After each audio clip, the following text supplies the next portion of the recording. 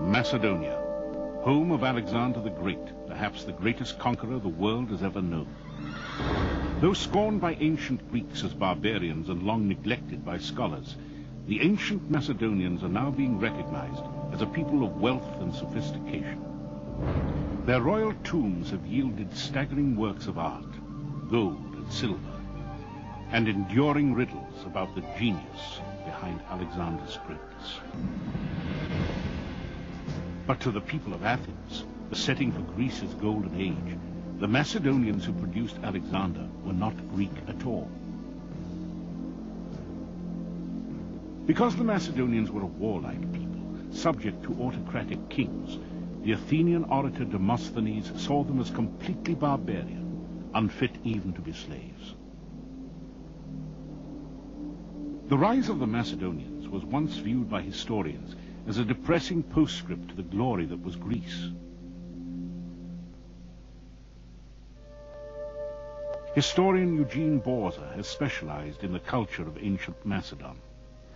What we know about the Macedonians are primarily from Greek sources, or traditions derived from the Greek sources, and therefore we have a skewed view of them depending upon the views of people who were largely their enemies in antiquity.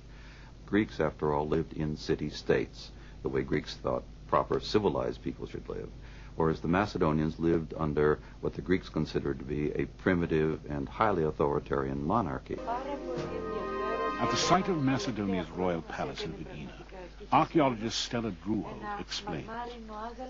Η Μακεδονία κυβερνάται από βασιλείς. Είναι ένα βασίλειο. Macedonia was ruled by kings. It was a kingdom. Athens had democracy, a great achievement of the Greek civilization. Demosthenes defended democracy versus monarchy, the Macedonian political system.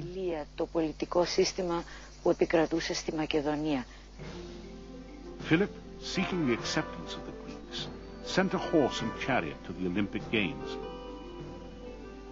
and invited the great poets and scholars of Greece, such as Aristotle, to the Macedonian capital at Pella. But the Greeks, influenced by the orator Demosthenes, continued to see Philip as a tyrant, a hard-drinking lecher, and a barbarian who had no right to claim the mantle of Greece. From his Olympian kingdom, stung by rejection, Philip would bring the disrespectful Greeks to bay. Through force of arms, Philip united the Macedonian kingdom and defeated neighboring tribes to the north and east. His infantry took up a revolutionary weapon, the sarissa. This spear, nearly twice as long as the Greek spears, kept the enemy almost hopelessly at bay.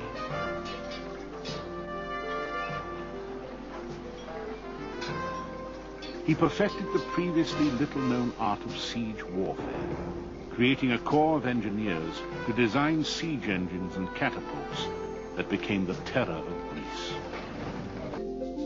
Artifacts uncovered at Pella are ample proof of a rich Macedonian culture.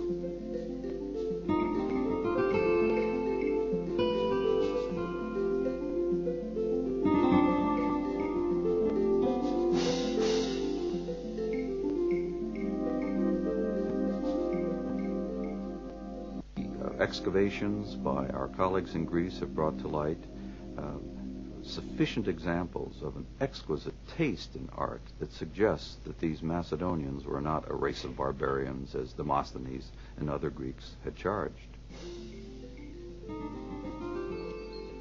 Yugin Borza believes historians of Alexander and his world conquest have obscured the culture of the Macedonians. For Borza, the truly heroic figure of Macedonian history, by far a better example of its greatness, was the father of Alexander, Philip II.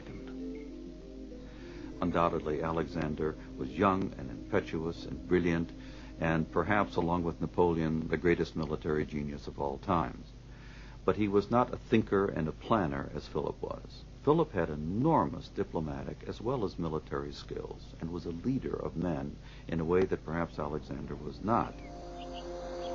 The most significant Macedonian artifacts yet found are in the village of Aegean, some 30 miles north of Mount Olympus in northern Greece.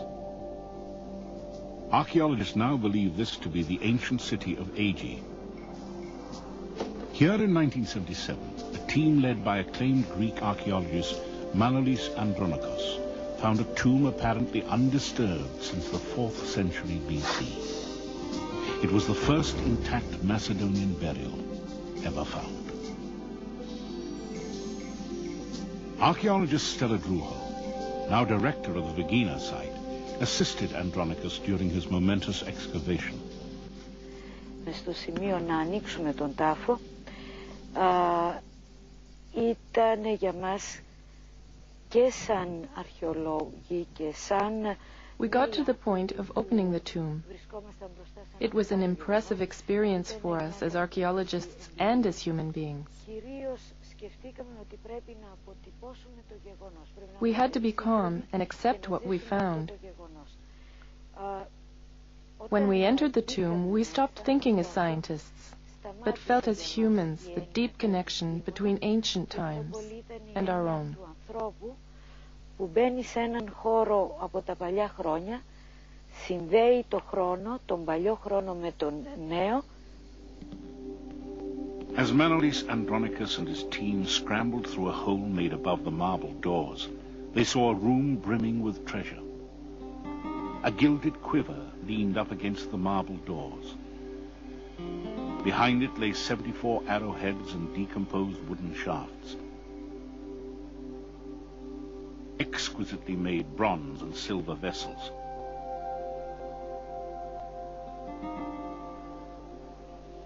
Swords and armor trimmed in gold. A crested helmet of the style worn in Philip and Alexander's military campaigns. And scattered bits of gold, leather and ivory that after 5 years of painstaking reconstruction would prove to be a beautiful ceremonial shield. But the best was yet to come. Against one wall was a solid gold casket bearing the emblem of the Macedonian royal house, a sunburst. Inside were the bones of royalty. Nearby, an exquisite gold foiled wreath, the heaviest ever discovered. Some of its 313 golden oak leaves showed signs of scorching. Perhaps it was a crown for the monarch during his cremation.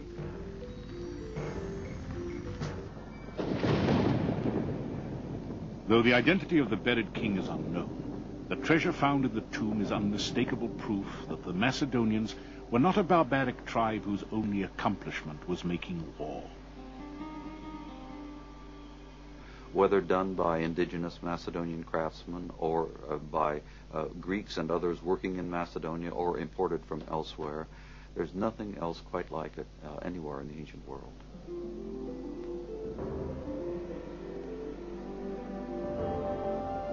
Archaeologists are finding increasing evidence that the Macedonians had a far more sophisticated culture than previously thought.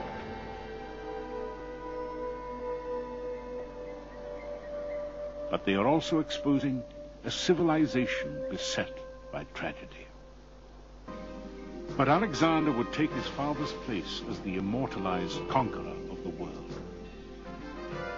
Alexander would never return to his native Macedonia. Having completed his conquest, he died in Babylon at the age of 32. His mysterious death came after a long bout of alcoholic revelry. Some have suggested he was poisoned. In the meantime, his campaign had exhausted the resources of his people. Macedonia would fall prey to waves of political corruption and intrigue. Its golden age was over. Ironically, Alexander, regarded by many Greeks as barbaric, would be the means by which Greek culture would spread throughout the world. He would establish cities bearing his name, many to become centers of learning where Greek civilization would be kept alive, overshadowing the culture of Macedonia.